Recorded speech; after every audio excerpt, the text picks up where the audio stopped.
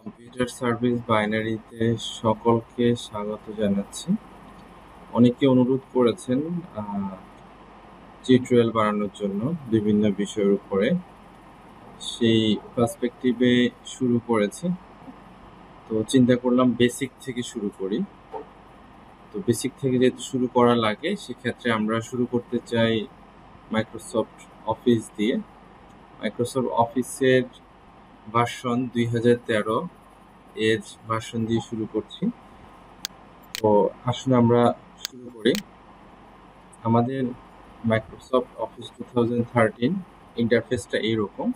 তো আমরা প্রথমে মাইক্রোসফট অফিস থেকে ওয়ার্ডের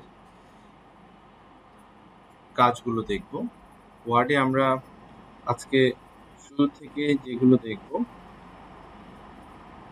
যেমন নতুন ফাইল বা ডকুমেন্ট তৈরি করা, how to create a new file, edit enter delete কিভাবে আমরা করব সেটি দেখব।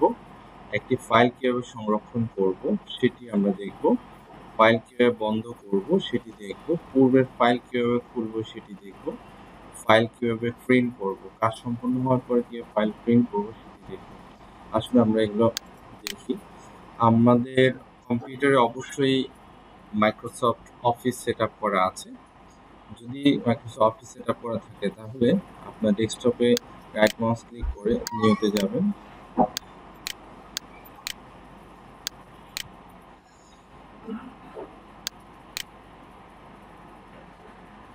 নিউতে যাওয়ার পরে তখন একটি ফাইল ক্রিয়েট হবে। ফাইল ক্রিয়েট হওয়ার পরে আমরা ফাইলটির নাম চেঞ্জ করে দিতে পারি। রাইট মাউস ক্লিক করে রিনেমে ক্লিক করব। আমি একটা নাম দিই, যে MS Word MS Word class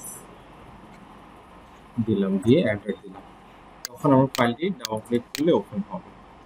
open হওয়ার পরে আমরা যে ইন্টারফেসটি দেখছি সেটির একটু চিত্র আমরা তুলে ধরি।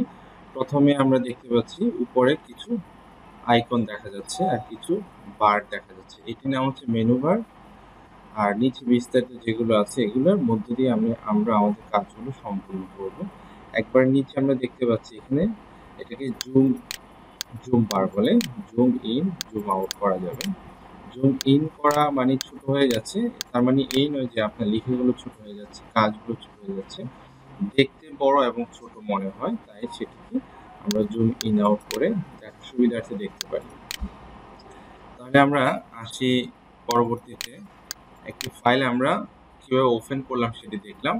আমরা একটি ফাইল কিভাবে এডিট ডিলিট করবো সেটি দেখি। তাহলে আমরা দেখি, আমরা কিছু কন্টেন্ট লিখি। My name is mister Ibrahim. My father name is Mr. Karim. My mobile number is 016123400. My district is.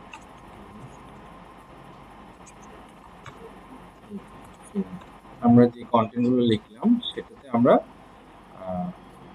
কয়েকটা কাজ করলাম। প্রথমত একটি লাইন লিখলাম, লেখার পরে এন্টার দিলাম। এন্টার দেওয়ার পরে কি হলো, নিচে চলে গেল। তারপর আরেকটি লাইন লিখলাম, সেখানে লেখা শেষে আবার এন্টার দিলাম, নিচে চলে গেল। তারপর আরেকটি লাইন লিখলাম। এইভাবে আমরা এন্টার ব্যবহার করতে পারি। এখন আমরা এডিট করব। এখানে কিভাবে আমরা এডিট করব, এখানে যদি আমাদের কোনো শব্দ ভুল হয়ে থাকে, ইজের স্থলে যদি ও হয়ে থাকে, এ হয়ে থাকে, সেক্ষেত্রে আমরা ওখানে মাউস কার্সরটা নিয়ে গিয়ে আমরা চেঞ্জ করতে পারবো। মাউস কার্সরটাকে এই যে দেখতে পাচ্ছেন, এটাকে মাউস কার্সর বলছে। ওকে, তাহলে আমরা একটা কন্টেন্ট লিখে ফেললাম, এডিট ডিলিট করলাম। এখন পরবর্তী আছে কি, ফাইল সেভ বা সংরক্ষণ করা। যে কাজটি করেছি সেটি আমরা ফাইল সেভ করব। তাহলে আমরা সেভ করতে হবে, ফাইল অপশনে যাব, এখানে সেভ অপশনে ক্লিক করলাম, সেভ হয়ে গেল। এখন আমি যদি এই ফাইলটি অন্য কোনো নামে কোথাও সেভ করি, তাহলে সেক্ষেত্রে আমাদের কি করতে হবে, আমরা সেভ অপশনে ক্লিক করলে সেটি আমরা দেখতে পাবো।